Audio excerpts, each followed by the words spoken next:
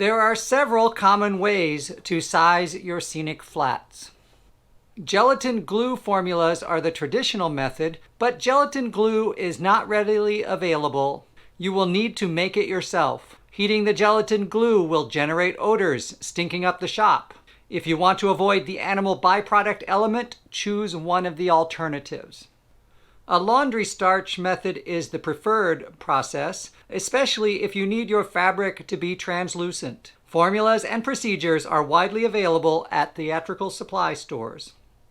Many shops use leftover paint, but this option will not seal the pores of the fabric as well as the other options. It will take multiple coats of paint before the paint stops soaking into the pores of the fabric. The most readily available option is to mix a solution of white glue and water, 50% glue and 50% water. This will stiffen your fabric similarly to gesso for the painter's canvas and seal the pores. Since white glue and water is translucent, add a splash of leftover paint so you can keep track of your coverage. Sizing refers to when we take a soft flat like this muslin and we are going to stretch it. We're going to use a simple glue and water mixture because that's easily and readily available. It's non-toxic, it's not stinky. If you want to research some of the other sizing and traditional methods, you can do that, but you might have trouble finding some of the ingredients. Sizing is going to stretch out the fabric and it's going to fill in all the pores of the fabric. If we don't fill in the pores of the fabric with our glue mixture or with our sizing mixture, that first layer of paint is going to act as the sizing and it's going to bleed everywhere into the fabric and we're not going to have control over it. We need to stretch it out. It's like sealing in a canvas. It is a canvas, it's just a large canvas and it's lightweight. It's not meant to be something that lasts for hundreds and hundreds of years. It needs to be sealed in and the sizing material seals in and fills in all the little pores and gaps between the fabric. And that allows paint to go on smoothly. So I'm going to pour some glue in here. That's probably pretty good.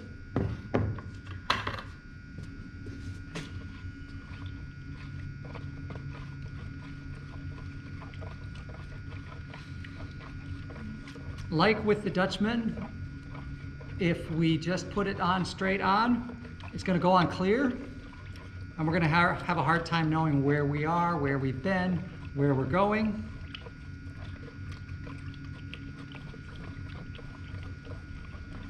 So we're going to also add some paint to it.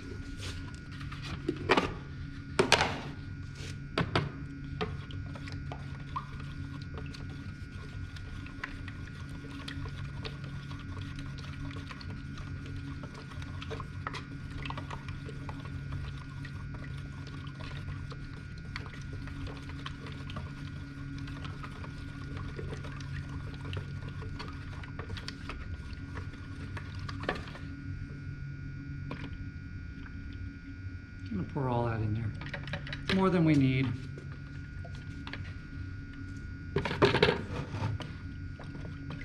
But it'll be a good consistency for sizing.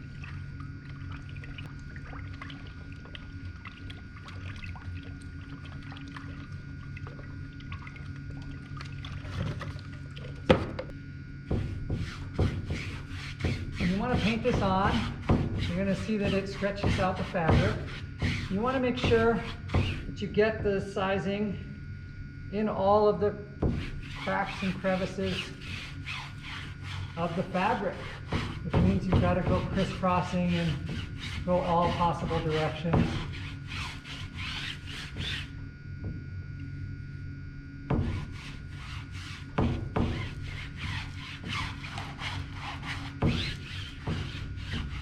See, it's already starting to stretch out.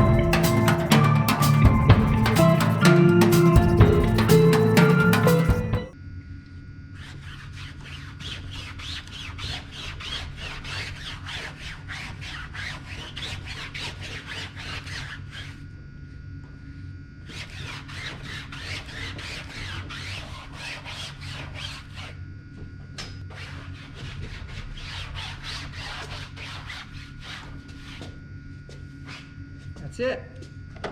That's our freshly sized flat. We'll let it sit overnight again to dry, or it'll be dry in a couple of hours, but we're done with it for today.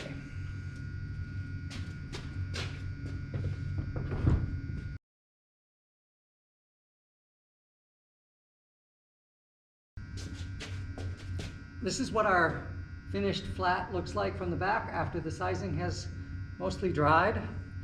One of the things you have to do when you've done your initial sizing is you have to separate the fabric from the toggle and from the cross bracing. So we just need to get in there and separate that. We'll let this dry some more. It's still not 100% stretched, but once we back paint it, it will stretch out some more again. But we want to have it separated first. And usually you back paint flats, especially if you want backstage to be dark and you don't want the light to bleed through them. Back painting is a good idea.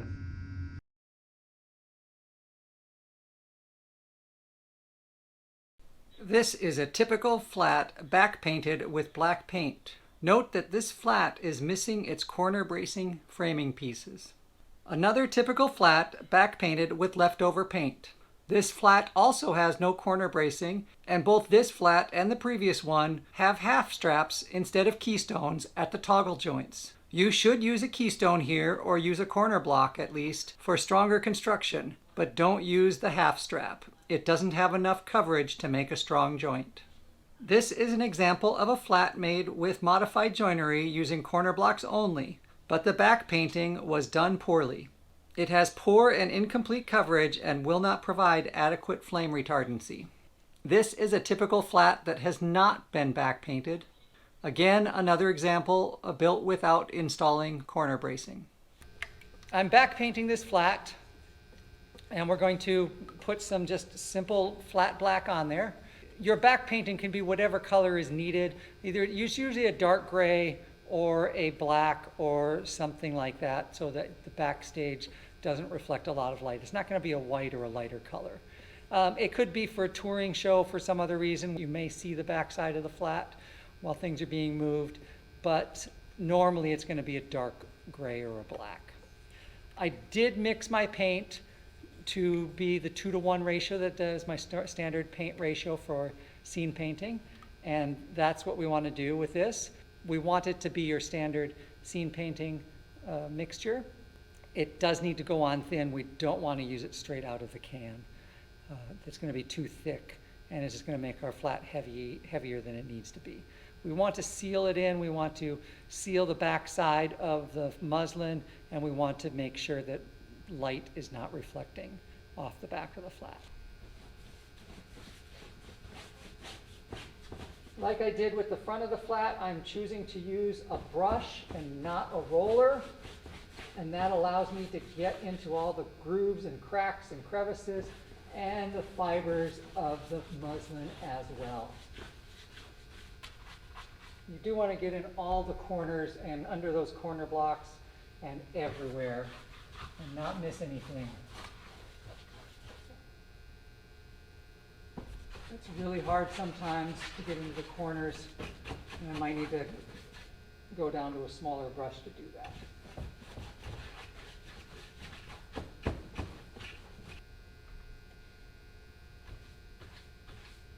Paint the edges of the flat as well. If you're doing this when the flat is brand new, you can paint the edges, and if you spill over onto the front surface, it's not that big of a deal. If you've already finished your coat on your paint and your treatment of the front surface, then you're going to need to be more careful with your edge painting.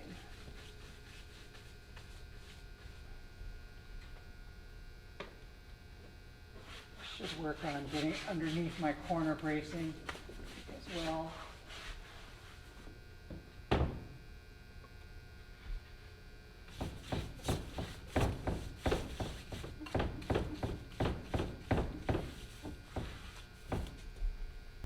Back painting also acts as a flame retardant for your lumber.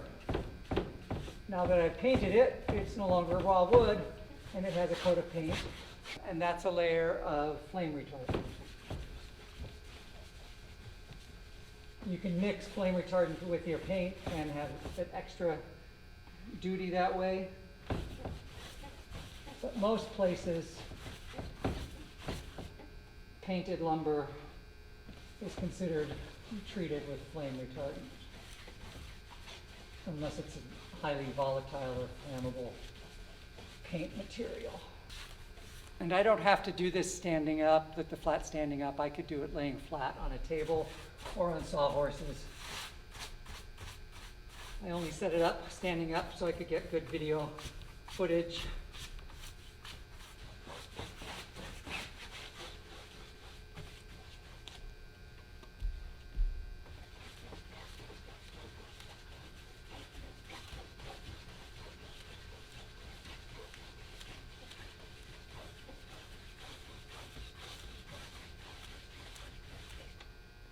Make sure I got this edge as well.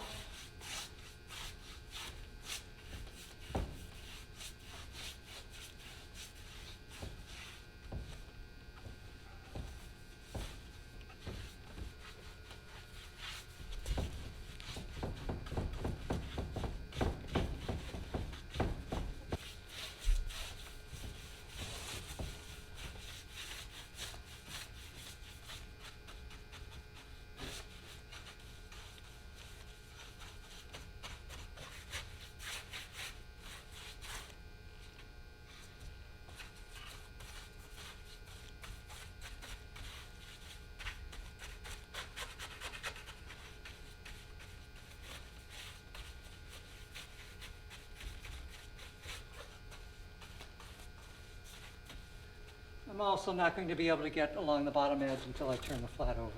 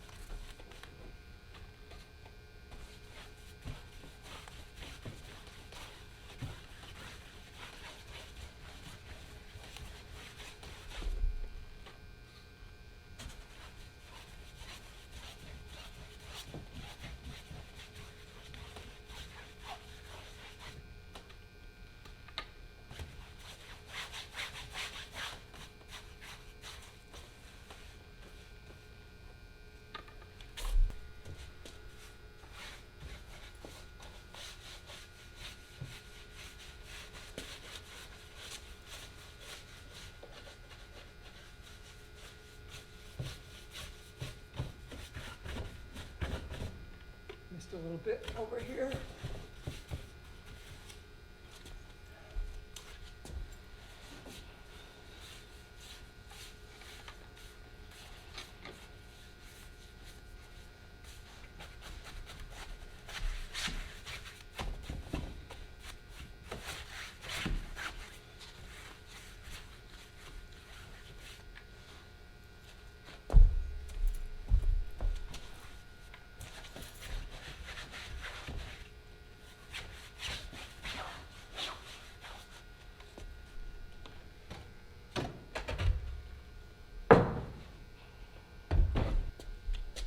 And that is our freshly back painted flat, our freshly back painted soft flat. You can back paint hard flats as well. You don't necessarily need to use the brush with the hard flat. You could even use a pneumatic sprayer, an HVLP sprayer, or you can use a roller and use the brush to get into the cracks and the edges. But the fabric of the muslin is best suited to paint its first few coats with the brush. The first few layers of paint really need to be done with a brush to get into the cracks properly and seal in the fabric. This is the freshly back painted flat. This is the dried flat. Oops, I missed these edges. I'm going to have to touch them up.